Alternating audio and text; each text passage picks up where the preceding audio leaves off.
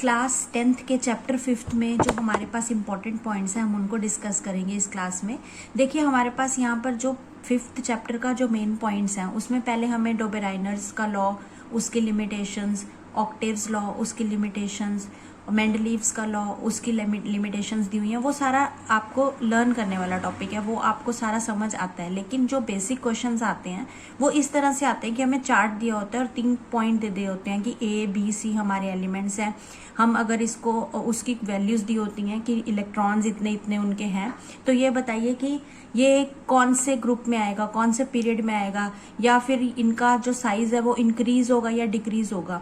तो वो हमें बताना थोड़ा डिफिकल्ट होता है। उसके लिए जो मेन पॉइंट है वो 4-5 पॉइंट है। अगर आप उसको ध्यान रखेंगे तो उस तरीके के जो चार्ट में क्वेश्चंस आते हैं वो आप आसानी से सॉल्व कर पाएंगे। तो देखते हैं कि वो पॉइंट्स हैं क्या क्या। तो हमारा जैसे फर्स्ट पॉइंट है कि जब हम from left to right move करते हैं, लेफ्ट टू राइट जाएंगे तो वैलेंसी जो है एलिमेंट्स की वो इंक्रीज होती है। का क्या मतलब है कि जैसे लेफ्ट यहाँ पर है और राइट इस तरह से, हम यहाँ से यहाँ जा रहे हैं, तो जो हमारे पास जितने भी एलिमेंट्स दिए हुए हैं उनकी जो वैलेंसी है वो क्या होगी, इंक्रीज होगी। 1 2 3 इस तरह से इंक्रीज होती जाएगी 1 to 4 तक, और उसके बाद वो डिक्रीज होना शुरू हो जाएगी अप टू 0।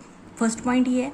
सेकेंड पॉइंट हमारे पास ये है कि एटॉमिक साइज, या फिर जिसे हम रेडियस भी कह सकते हैं, क्योंकि एटॉमिक साइज ऑब्वियसली उसके रेडियस पे डिपेंड करेगा। ठीक है, तो एटॉमिक साइज और रेडियस जो है वो अगर हम लेफ्ट से राइट जाते हैं तो वो डिक्रीज होता है। याद रखिए, जब हम इसको लेफ्ट टू राइट जाते हैं तो वो डिक्रीज होता है, बट जब हम डाउनवर्ड जाते हैं, मीन्स अप टू डाउन जाते हैं, तो वो इंक्रीज होता है। लेफ्ट टू राइट डिक्रीज और ऊपर से नीचे आते हुए इंक्रीज होता है। Atomic size means radius.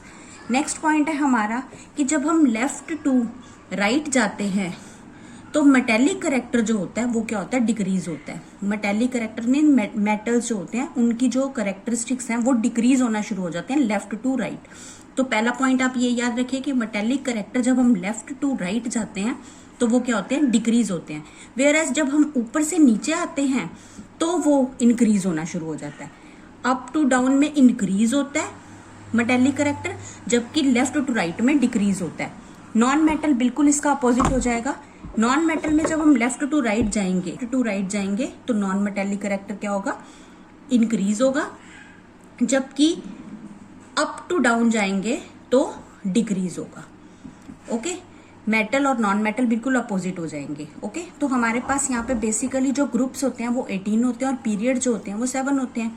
अब हमें कैसे पता चलेगा कि कोई एक एलिमेंट, सपोज एक एलिमेंट x दे रखा है और उसकी वैल्यू हमें दे रखी है 14, और हमें बोला गया है कि ये किस ग्रुप और किस पीरियड से बिलोंग करता है। तो हम कैसे फाइंड आउट करेंगे, मैं आपको बताती हूँ। सबसे पहले इस एलिमेंट के हम वैलेंस इलेक्ट्रॉन्स निकालेंगे। कैसे, पहले जो ऑर्बिट में है वो हमेशा 2 इलेक्ट्रॉन आते हैं, दूसरे ऑर्बिट में 8 आते हैं। तो 2 + 8 10 हो गए। 14 में से 10 सब्ट्रैक्ट कर देंगे तो क्या आ जाएगा, 4।